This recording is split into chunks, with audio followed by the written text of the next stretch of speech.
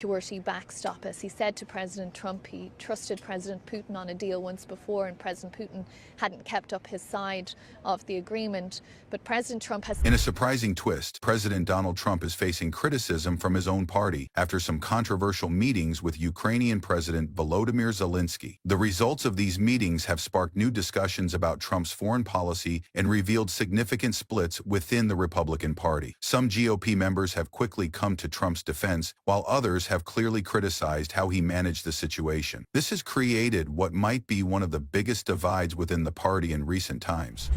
Ukraine's President Volodymyr Zelensky says it's time to make things right with President Trump after their clash at the White House. The meetings happened while Trump was working to strengthen his political standing. Trump, who has often spoken against U.S. help for Ukraine, met with Zelensky while facing a lot of pressure from people at home and around the world. The meetings were meant to talk about how the U.S. is helping Ukraine during its ongoing fight with Russia. But things soon got a lot worse. In peace, hours after Donald Trump suddenly announced that he was pausing all military aid. Sources say that Trump was confrontational and dismissive in the meetings, often pushing Zelensky about what he saw as Ukraine's lack of gratitude for help from the U.S. Reports say that Trump asked why the U.S. should keep helping Ukraine, reflecting views that are becoming more common among the far-right group in the Republican Party. The previous president reportedly said that Ukraine ought to be more willing to talk with Russia, a view that goes against what many U.S. allies and even some people in his own party believe. You'd never have a deal. You want me to say really terrible things about Putin and then say, "Hi, Vladimir, how are we doing on the deal?" That doesn't work that way. Trump and Vice President J.D. Vance teamed up against Zelensky, criticizing the Ukrainian leader while urging him to seek peace with Russia. The meeting got really intense after Zelensky highlighted how the Kremlin has often not kept its promises regarding international agreements, citing Russia's breaking of a 2019 ceasefire with Ukraine. Vance then jumped in to tell Zelensky, "I think it's not nice for you to come to the Oval Office and try to argue this in front of the American media." U.S. leaders said Zelensky was not thankful for the help Washington gave to Ukraine. Zelensky went to Washington to sign a deal about minerals, which Trump mentioned will help the U.S. get back some of the support it has provided to Ukraine. After the talk in the Oval Office on Friday, the White House said the agreement wasn't signed and now its future is unclear. And talk tough about Vladimir Putin, and then Putin invaded Ukraine and destroyed a significant chunk of the country. The path to peace and the path to prosperity. The way Trump and Vance managed the meeting led to quick and broad criticism, along with many messages backing Ukraine and Zelensky from various groups, including Democrats, Ukraine's European partners, and even some of Trump's past advisors. At the same time, some of Trump's Republican friends spoke highly of what he and Vance did, saying it showed America First leadership. For you to come into the Oval Office and try to litigate this in front of the American media, right now you guys are going around and forcing conscripts to the front line because you have manpower problems. The reactions showed how surprising the meeting was and how much the United States' way of dealing with the Ukraine war and foreign relations overall has changed since Trump came back to the White House just over a month ago. John Bolton, who was the national security advisor during Trump's first term and has since often criticized the president, strongly criticized the president and his vice president regarding the events on Friday. Should be thanking the president for trying to bring it into this conflict. Have you ever been to Ukraine that you say what problems we have? I have been to... Count one. I've actually watched... Trump and Vance have said they are supporting Russia in the Russo-Ukraine war, Bolton mentioned on X. This is a huge error for the safety of our country. It's important to note that Trump and Vance are now responsible for that policy. Most Americans, regardless of their political party or lack of one, do not share this view. H.R. McMaster, who was a national security advisor during the first Trump administration, said it's impossible to understand why Trump and Vance seem determined to put more pressure on President Zelensky while they seem to be supporting Putin, the person who caused this terrible war in Ukraine. And President Zelensky said, "I'm not doing a ceasefire deal until there is a security backstop. They are one and the same. They have to come together."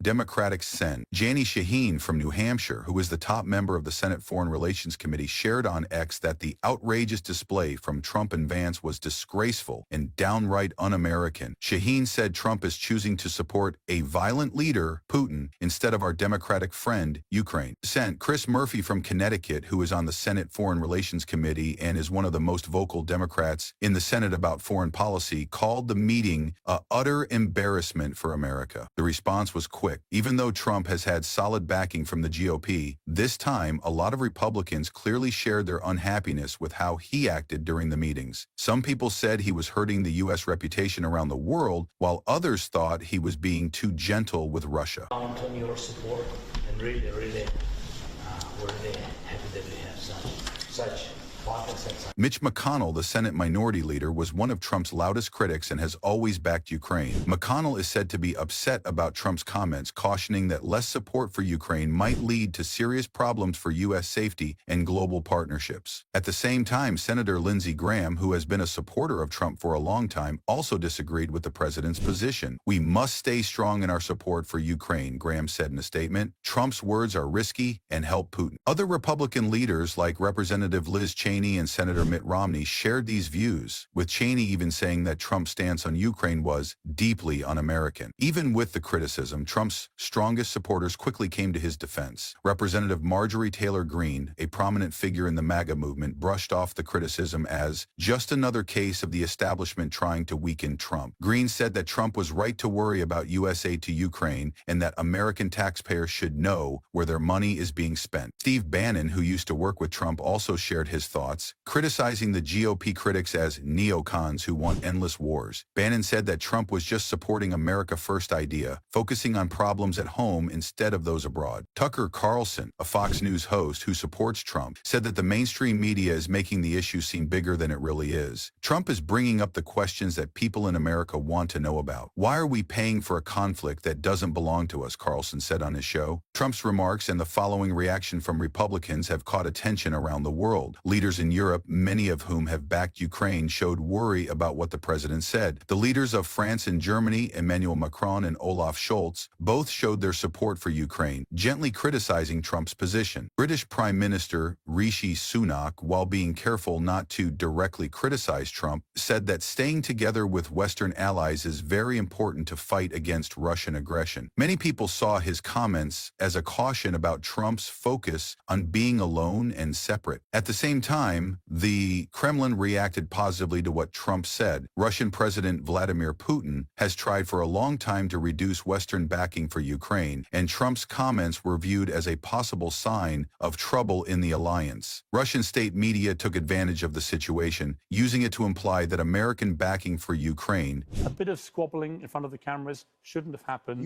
But let's not overreact. Focus on the big picture, which is how do we get to peace?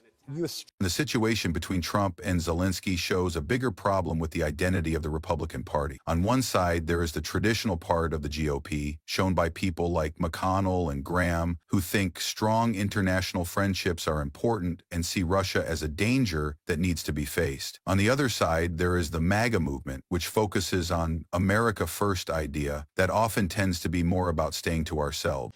I'm also working tirelessly to end the savage conflict in Ukraine. Millions of Ukrainians and Russians have been needlessly killed or wounded in. This split has been happening for a long time, but Trump's talks with Zelensky have made it more noticeable. The Republican Party is facing a big decision. Should it stick with its usual conservative ways, or should it go all in on Trump's nationalist style? Mike Pence, the former vice president, has moved away from Trump on some topics and has also expressed support for Ukraine, suggesting he might be seen as a more classic GOP candidate. They've spent more buying Russian oil and gas than they have defending. And we've spent perhaps $350 billion like taking candy from a baby. That's what. The Democratic Party might use this issue to show that Trump is not strong on Russia and not a dependable leader. Former President Joe Biden, who has made helping Ukraine an important part of his foreign policy, quickly spoke out against Trump's comments. America supports Ukraine, and we won't be pushed into leaving our friends behind, Biden said. As things calm down, the main question is, will this issue go away, or will it have lasting effects on Trump and the Republican Party? Based on what we've seen before, Trump Trump probably won't give in. His brand has always been about standing strong, and he might stick to his words instead of trying to fix things. The way ahead for the GOP is unclear. If the party can't show a clear position on Ukraine, it might lose support from voters and cause confusion within the group. Some planners have said that Republican leaders should make their stance on Ukraine clearer to prevent more division. One possible result is that the party tries to balance things, recognizing the worries of the MAGA supporters while also comforting traditional conservatives and international friends that the U.S. is still dedicated to its global duties. No matter what comes next, one thing is clear. Trump's way of dealing with the Zelensky meetings has sparked strong discussions within the Republican Party and elsewhere. The debate has highlighted the strong differences in beliefs that still influence American politics.